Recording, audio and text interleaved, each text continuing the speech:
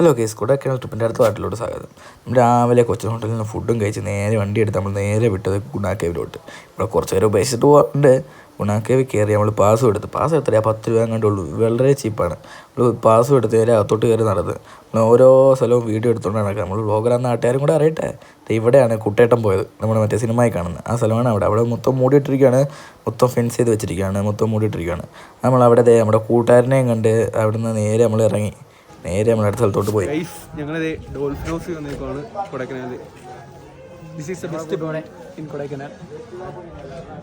യസീൻ സുരേത്ത് ദീപക്.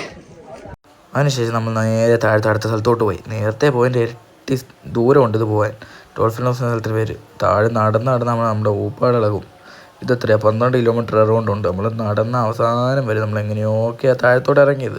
തിരിച്ച് കയറുന്ന കാര്യം ഓർത്തിട്ട് തല ഇറങ്ങി.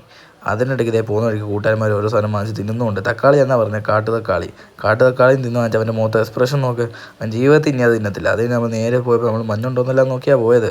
മഞ്ഞ് കുറവായിരുന്നു. ഇതാണ് നമ്മൾ ഇറങ്ങി വന്ന സ്ഥലം. നമ്മൾ അത്രയും ദൂരെ ഇറങ്ങി വഴിയുണ്ട്, കാണാനുള്ളതൊന്നും ഇല്ല, പക്ഷെ മഞ്ഞും കുറവായിരുന്നു.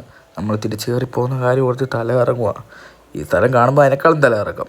അതിനുശേഷം നമ്മുടെ കൂട്ടുകാരന്മാർ നമുക്ക് ഓരോ ചലഞ്ച് തന്നു, അത് കാണാം.